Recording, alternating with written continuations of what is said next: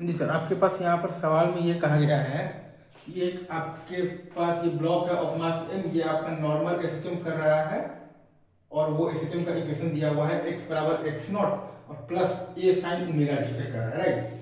ये आपका दिया हुआ है। अब वो क्या रहा है ना सर कि एट टाइम आप देखिएगा t बराबर 0 पर, एट टाइम आप देखिएगा तो t बराबर 0 पर हो रहा है कि m जो है वो आपका बेसिकली m के साथ कोलाइड कर रहा है और वो दोनों आपस में बेसिकली स्टिक हो जा रहा है।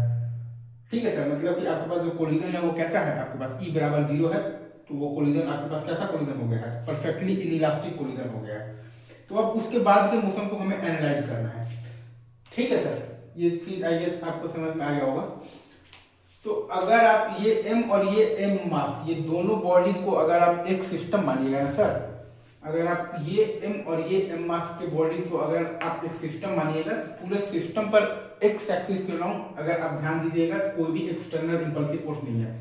अगर आप ध्यान दीजिएगा तो ये m और m ब्लॉक के सिस्टम पर एक्स एक्सिस के लॉन्ग कोई भी एक्सटर्नल इंपल्सिव फोर्स नहीं है। मतलब कि आप पूरे सिस्टम पर एक्स एक्सिस के लॉन्ग आप लीनियर मोमेंटम कन्वर्जन लगा सकते हैं।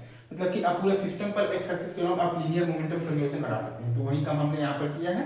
तो m plus m into we dash और बराबर है आपके पास m इंटू वी नॉट और माइनस है m इंटू ए ओमेगा, क्योंकि ये तो मतलब ये मास तो अपना मस्त मतलब कर रहा था तो एसएचएम कर रहा था तो इसका स्पीड होगा एट टाइम आप देखिएगा t बराबर 0 पर, t बराबर 0 पर इसका स्पीड होगा आपके पास a इंटू ओमेगा होगा इन दिस डायरेक्शन। ठीक है सर, तो वही हमने लगा दिया है। तो m plus M into we dash बराबर आ गया है m इंटू वी नॉट और माइनस m इंटू ए ओमेगा।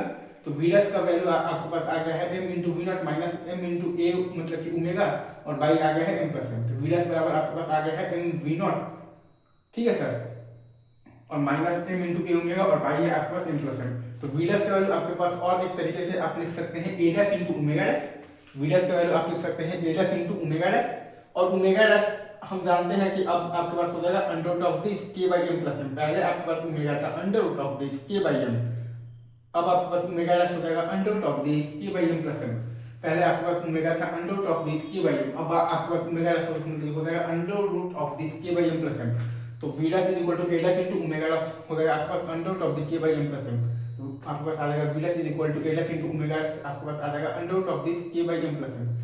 तो a डैश का वैल्यू आ गया है आपके पास v dash into under root of the m plus m by k।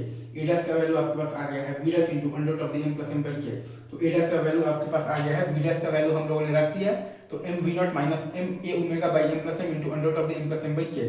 a dash बराबर आपके पास आ गया है तो v डैश का वैल्यू हमने वहां से उठाकर यहां पर रख दिया है तो m v not minus m a omega by m plus m into under root of the m plus m by k। तो a डैश का वैल्यू आपके पास आ गया है m v not minus m a omega by m plus m into under root of the m plus m by k। अब जो final SHM का इक्वेशन होगा तो मीन पोजीशन तो आप देखिएगा तो अभी भी मीन पोजीशन पर आपके पास क्या होता है, बेसिकली एफ नेट एक्सटर्नल का वैल्यू 0 होता है। तो मीन पोजीशन तो अभी भी आपके पास एक्स नॉट ही है। मीन पोजीशन अगर आप देखिएगा तो मीन पोजीशन तो अभी भी आपके पास एक्स नॉट ही है, क्योंकि मीन पोजीशन पर क्या होता है आपके पास बेसिकली एफ नेट एक्सटर्नल का वैल्यू 0 होता है। तो आपके हाँ, लेकिन ए ओमेगा से पहले वो इधर जा रहा था, लेकिन आफ्टर जो कोलिजन हम लोग मान लिए हैं कि वी डैश आपका है बेसिकली ये डायरेक्शन में। हमने माना कि आफ्टर कोलिजन आपके पास जो वी डैश है ये m और m का कॉम्बाइंड इस डायरेक्शन में है। तो फाइनल एसएचएम का इक्वेशन आ गया है x not minus a dash into sine of the omega dash t। x बराबर आपके पास फाइनल इक्वेशन जो आया है वो आ गया है आपके पास x not minus a dash into sine omega dash into t। Easy, आगे बढ़ेगा सर, मूव ऑन। आप यहाँ पर दीजिएगा, अगर आपसे कोई बोल दे कि लॉस इन एनर्जी आपके पास क्या है तो सिंपल आप लिखिएगा initial kinetic energy minus final kinetic energy. तो half into m into a square omega m मतलब के स्क्वायर और प्लस हाफ एम तो वी नॉट स्क्वायर और minus half m plus M into आप लिख दीजिएगा वी डैश का square, क्योंकि आपके पास आ जाएगा half mu into v relative का स्क्वायर। Again simple.